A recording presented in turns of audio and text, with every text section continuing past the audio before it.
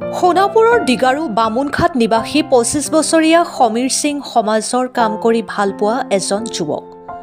সোণাপুৰ মহাবিদ্যালয়ৰ সাধাৰণ সম্পাদক হিচাপে কাৰ্যনিৰ্বাহ কৰাৰ উপৰিও ভিন্ন সামাজিক অনুষ্ঠান প্ৰতিষ্ঠানৰ সৈতে জড়িত সমীৰক লাগে আপোনাৰ আমাৰ অলপ সহায়।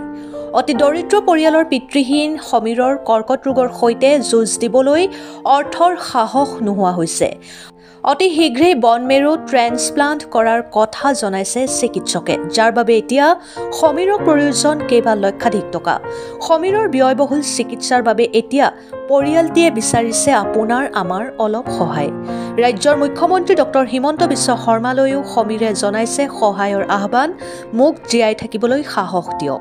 কোনো সদাশয় ব্যক্তিয়ে সমীৰ সিঙক সহায় কৰিব বিচাৰিলে স্ক্ৰীনত দিয়া সমীৰ সিঙৰ বেংক একাউণ্ট নম্বৰত সহায় আগবঢ়াব পাৰে অৰ্থ সাহায্য।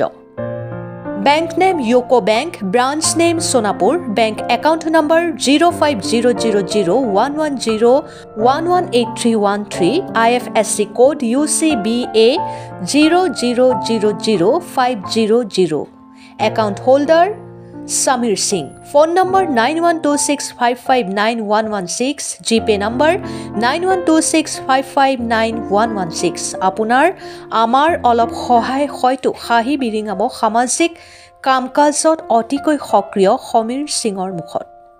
Bureau report, Arunoday Assam. মোৰ নাম সমীৰ সিং। মই আজি দীৰ্ঘদিন ধৰি কৰ্কট ৰোগত আক্ৰান্ত হৈ আছোঁ আৰু মই সোণাপুৰ মহাবিদ্যালয় ছাত্ৰ একতা সভাৰ প্ৰাক্তন সাধাৰণ সম্পাদক, লগতে অখিল ভাৰতীয় বিদ্যাৰ্থী পৰিষদৰ সোণাপুৰ নগৰৰ সম্পাদকৰ দায়িত্বত আছিলোঁ। বৰ্তমান চিকিৎসা কৰিবলৈ মোৰ তাত সিমান পৰিমাণৰ প্ৰাপ্ত ধন নাই আৰু আমাৰ ঘৰৰো, আৰু ডক্তৰে কৈছে যে অতি শীঘ্ৰে যিমান শীঘ্ৰে পাৰে মানে জল্দি বন মেৰু ট্ৰান্সপ্লান্ট কৰিবলৈ জনাইছে। ঘৰৰ হেৰিটো ইমান ভাল নহয়। মই এইকাৰণে আমাৰ অসমৰ মাননীয় মুখ্যমন্ত্ৰী ডাঙৰীয়াক অনুৰোধ জনাইছোঁ যাতে মোৰ এই বেমাৰটোত যুঁজিবলৈ, মোৰ জীৱনটো জীয়াই থাকিবলৈ সহায় কৰে। মই মুখ্যমন্ত্ৰী মহোদয়ক অনুৰোধ জনাইছোঁ, যিহেতু তেখেতে সকলো ৰাইজক কথা দিয়ে, সকলো ৰাইজৰ কথা শুনে, মোকো জীয়াই থাকিবলৈ সাহস দিয়ক আৰু মোৰ এই ৰোগত মোক যুঁজিবলৈ মোক সহায় কৰক। মই তাকে অনুৰোধ জনাইছোঁ মুখ্যমন্ত্ৰী মহোদয়লৈ।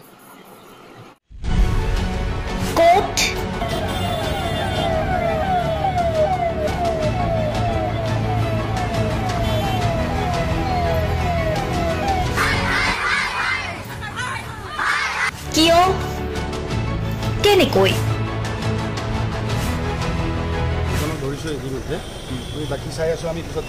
দুৰ্নীতি?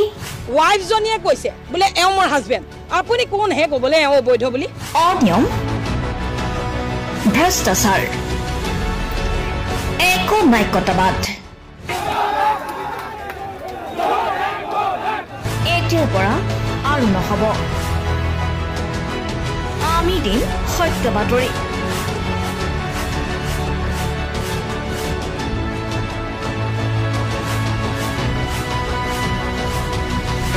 নিজকে সংস্থাপিত কৰাৰ বাবে শুদ্ধ ৰূপত নিৰ্ভীক নিৰপেক্ষতাৰে আমি সাজু।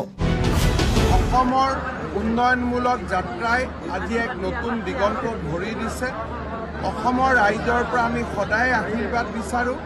আমি এনেকৈ যাতে আমাৰ জননী জন্মভূমিক সেৱা কৰি যাব বিচাৰোঁ। অৰুণোদয় অসম, নিৰ্ভীক নিৰপেক্ষ।